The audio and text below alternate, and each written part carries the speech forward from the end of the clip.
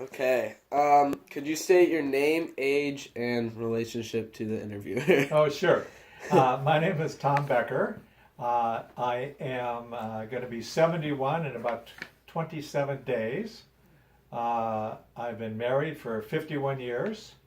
We have one daughter and two granddaughters, and those three are the light of our lives. Cool. Um, could you describe your family for me? Yes, I grew up next door, one house in between with my wife since we were 8 years old. In fact, I'll show you in the bedroom. I have a picture of us in the third grade together. Wow. After the third grade, my parents, that school, by the way, was exactly on the end of our block. But then my parents thought it'd be a good idea to send us to Catholic schools. My mom comes from an all Irish family, three nuns for aunts. Two of them stayed in the convent. No, I guess only one really stayed in the convent. And so, they're Catholic to the core, and my dad went along with it. So I went to Catholic schools from 4 through 12. I went to an all-boys Catholic high school, and my wife said that made me weird. Okay.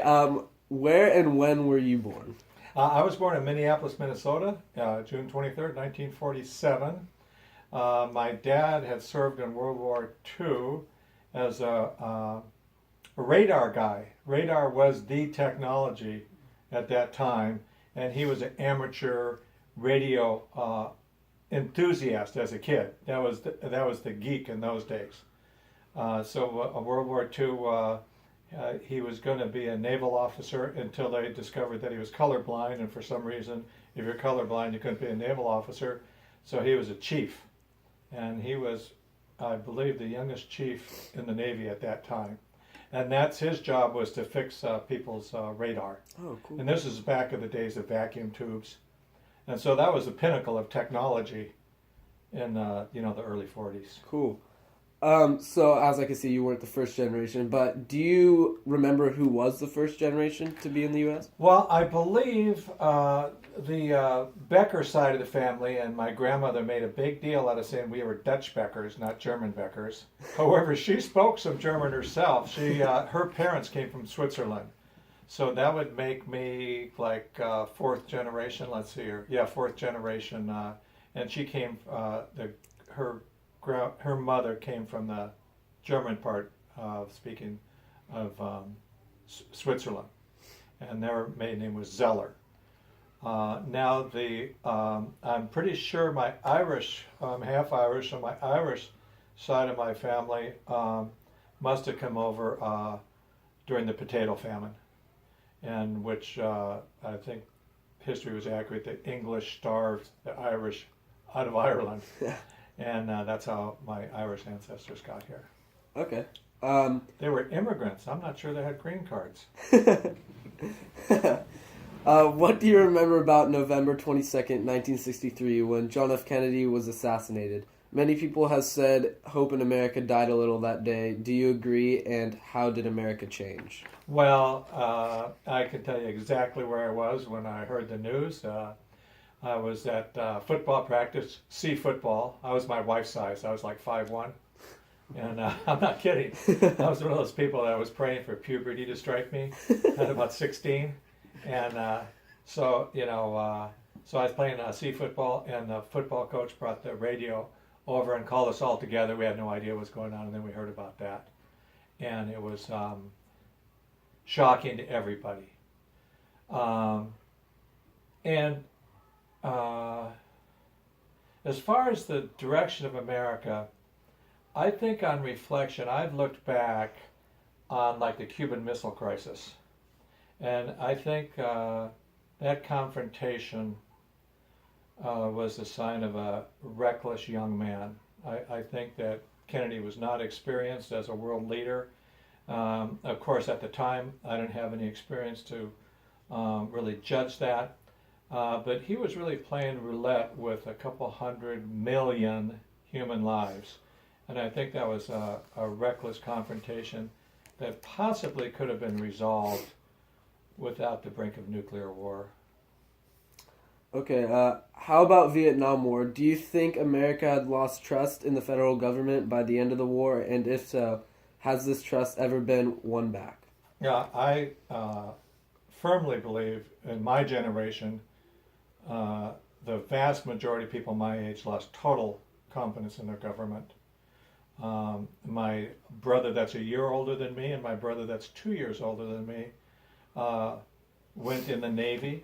In fact, I was going to go in the Navy myself, and that's because we did not want to be killed in a rice paddy. It was not out of any sense of patriotism.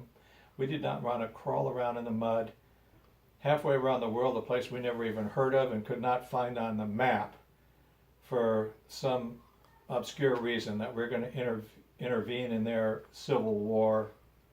Um, in retrospect, also, I feel like the United States did not learn their lessons in the Korean War, and I think America is quite lucky that the Chinese, they sent all kinds of arms, but Chinese troops weren't eyeball to eyeball with Americans like they were in the Korean War. And so I looked at it as a complete disaster. At that time in my life, I questioned everything.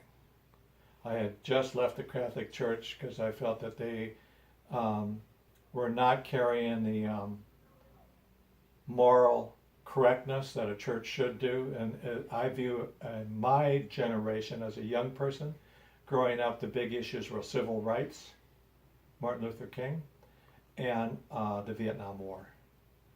And I felt that the church, I did not see any bishops or any cardinals out in the street with Martin Luther King. They were in the cathedrals polishing their gold candlesticks and chalices, and they had no moral righteousness, I felt.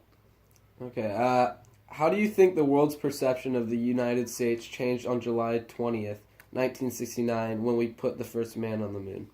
Oh, obviously we were the technological leaders of the world, more than caught up with the Russians over Sputnik. Sputnik was really a big deal.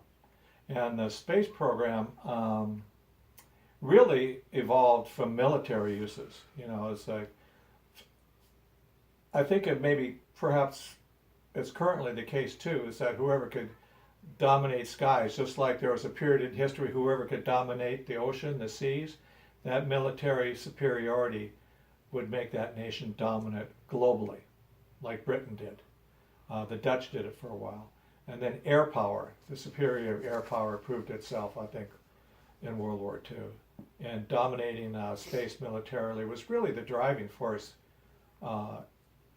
in the space program, and even perhaps military installations of some kind on the moon that could retaliate against any threat to the United States. So I thought the man on the moon was huge. I also believe that technological advancement, why America was number one, and I don't think it's been given credit for, was the GI Bill. The GI Bill, all these servicemen came home, and the GI Bill paid for them to go to college. And those, so a lot of people like my father became an electrical engineer. And so all those GIs returning home, going to college, they became the leaders of the technological revolution, really, that was the space program. And I'm sorry to see that's not continued continually right now. I don't see why people that serve in the service don't go and get free college now. How do you think the world looked at the U.S. following Nixon's resignation on August 8th, 1974, in response to the Watergate scandal?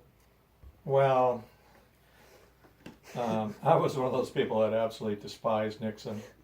I thought that, and I think history has proven that he needlessly prolonged the Vietnam War to save face, and that countless Americans, and gosh, if there's countless of Americans were killed, 10 or 20 times more Vietnamese were killed, civilians and otherwise, and I think it exposed the corruption of Nixon. In what way do you think our nation changed on November 9th, 1989, when the Berlin Wall came down, effectively ending the Cold War? Well, surprisingly, I was just in Europe, and I just actually stood Probably a month ago, I stood on where the Berlin Wall used to be, and there are segments of it still there, and it's really used as artist expression now. And it was really communism collapsing under its own weight. And I have an aunt also that escaped East Germany before the wall came down. And the Germans, the East Germans, didn't even trust their own soldiers. They made everybody go in pairs, so one guy couldn't decide to defect. Supposedly, the other guy was supposed to shoot him. And I do believe my aunt, I'm not sure the details of it, that my aunt, she married my uncle who was in the army in Germany. And he was a language specialist. He spoke supposedly perfect German. And one of my aunt's relatives, I'm not sure if it was a brother or sister, was killed trying to escape East Germany. And I got a real update on history right on the spot about a month ago. And before that wall went up, there were about 80,000 East Germans fleeing a year. And it was a big brain drain on them also. A lot of the educated people left. It was the Berlin airlift that really saved the rest of Germany from Russian. And Stalin was Stalin was as bad as Hitler on his own people. You know, Stalin is responsible for something like 20 million deaths of his own people or people in their occupied territories. So as the Russian army advanced on Germany, they left 1 million or 2 million of their own troops in all the countries that were coming, in Romania and Poland and Hungary, and that was the Russian satellites of the USSR, Czechoslovakia, all those places like that were teeming with Russian soldiers, and they were well established there. Okay, and what do you remember about September 11th, 2001, when the country experienced the terrorist attacks on the Pentagon and the World Trade Center? How was America changed by this?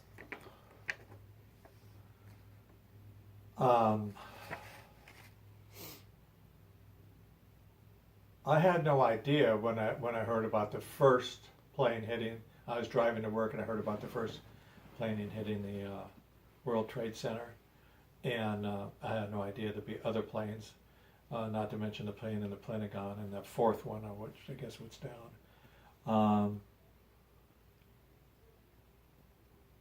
It brought to, I think, the forefront the vulnerability of people in a free society, and brought together the really sad lapses in simple security that would have prevented those, but that might have been more expensive. Now I think one of the disadvantages is flying is the intense security over that.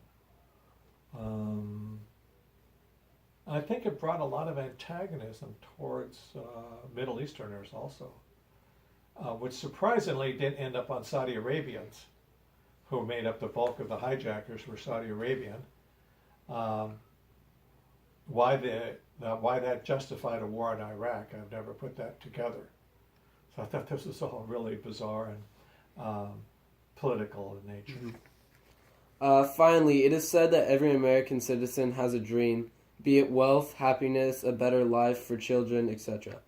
What was your dream to do, you think, achieve, and what did you do that achieved it? Well, I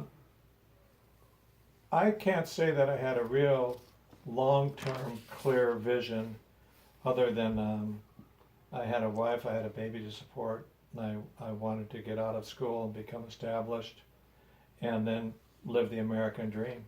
And that is what happened.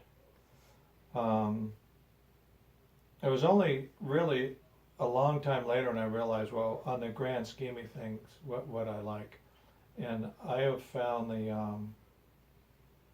pursuit of happiness for me has been family relations. And as I mentioned, our granddaughters, our daughters are absolutely, our daughter and our two granddaughters are the absolute light of our lives, and that's why We live part-time in San Diego. And I have found that family life is really the key to happiness as far as I'm concerned. There's a lot of people a lot richer than me that are not as happy as I am. And most of the time I'm pretty much clicking my heels. And as I was going to mention later, and my grandfather talked to you,